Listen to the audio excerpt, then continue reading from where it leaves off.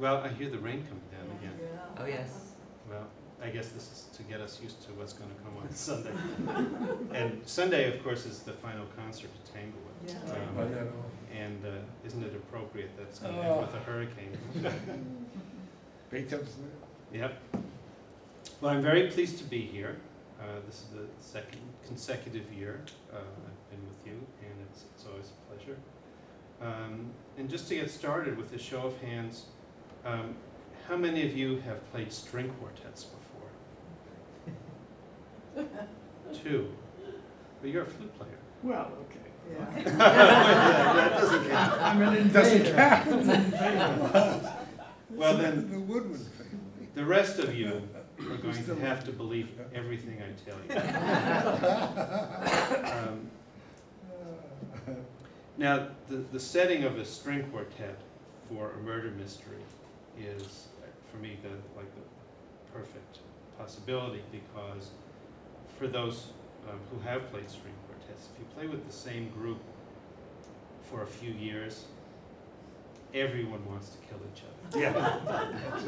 So you've got 4 possible victims, you've got 4 possible culprits. It just works very well. And the reason for that is that, well, there are several reasons. One is that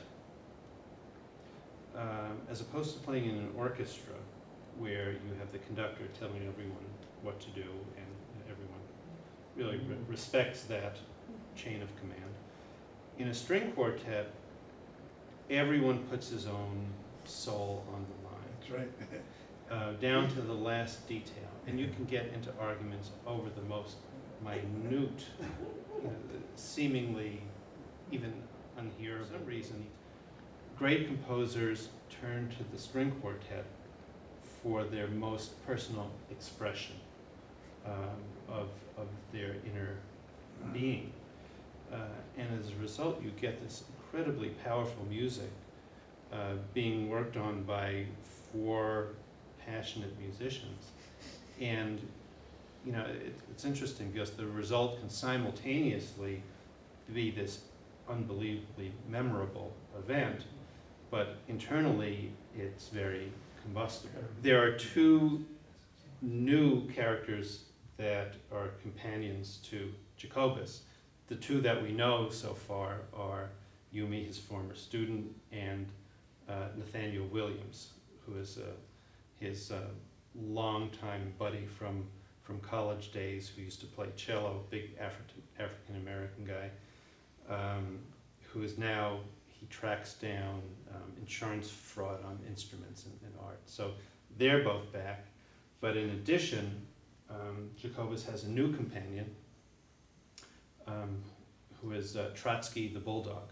And I'm just going to read you a little bit of the introduction to Trotsky. That's great. And all through the book, I'm not going to tell you.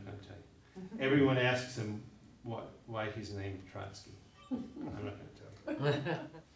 Trotsky, Jacobus's gargantuan bulldog, snored peacefully under the flimsy folding table, his massive left flank nurtured by the stove's radiating heat, unconsciously licking drool from his muzzle and offering up deep, contented sighs.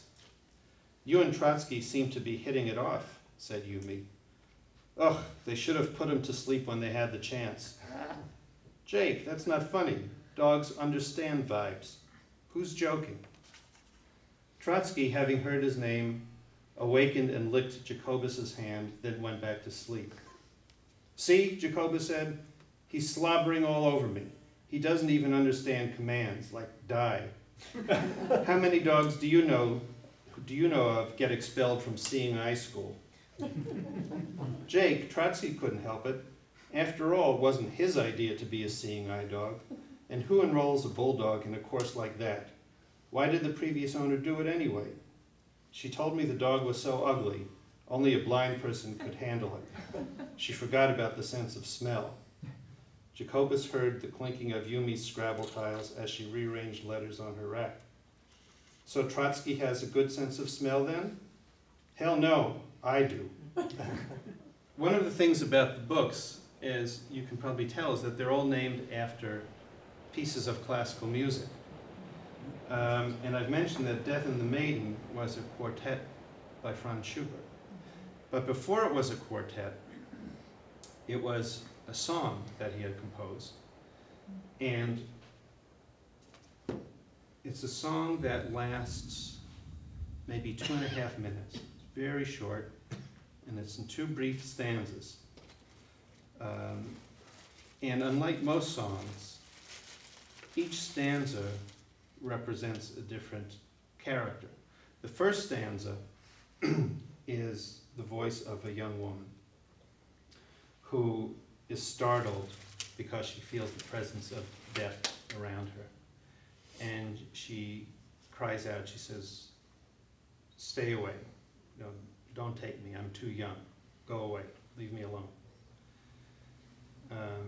And the second stanza is the voice of death,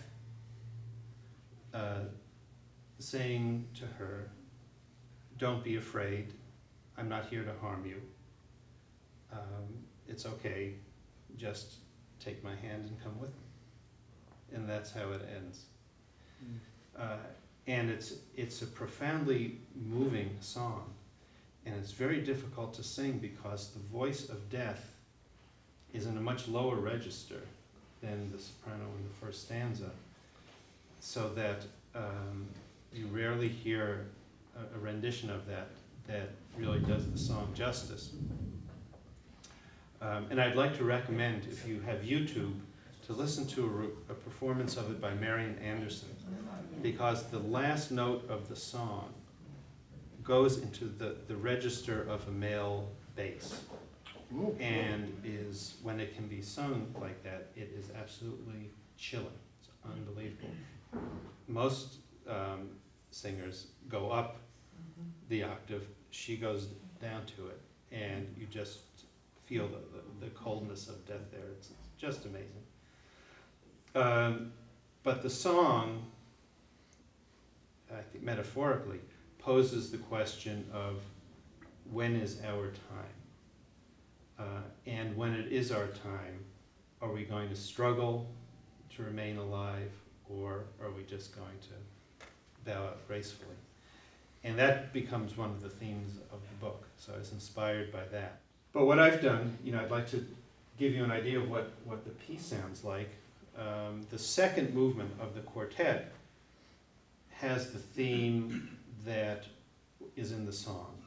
So I've written an arrangement of that quartet for one violin, which was kind of fun. But I figured that was okay, because since the book is about people disappearing from a string quartet, that's what's left. So I'll play that for you now.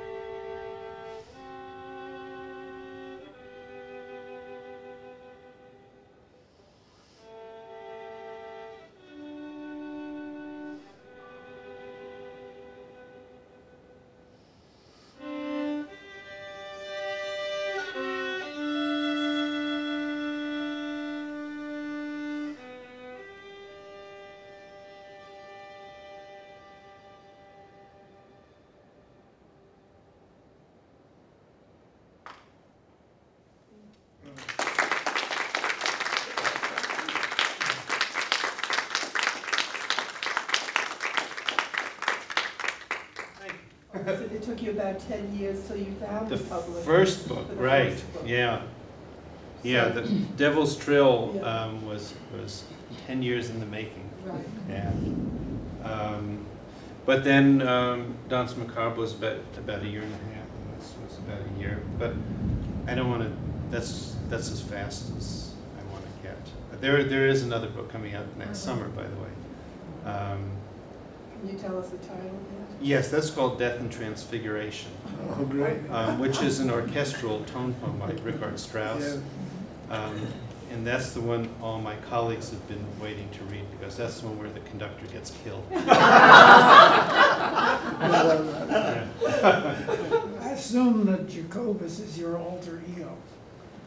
So he plays this whole thing, the real whole thing, Mhm. without any music. Oh, you've read the book? Would I not read your books? I mean, you've read it already? Damn right. Oh, okay. But, okay, well, don't give too much of it away, all right? Oh, For those who haven't oh, read it. sorry, okay. Okay, What I was- pose your question All I was in gonna a- ask was, Yeah. is that your wish, your desire, or an expression of your capability? I'll answer that part first. There are certain things when I'm writing the book, well, I always want it to be realistic, but there are certain things that I really try to make plausible that maybe aren't too plausible. And to play that entire quartet without music is in itself an accomplishment. So, well, if there are no more questions, thank you all for coming.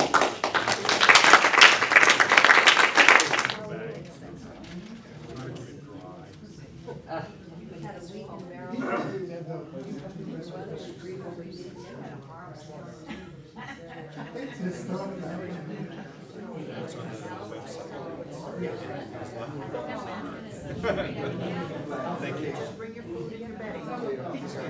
Thank you.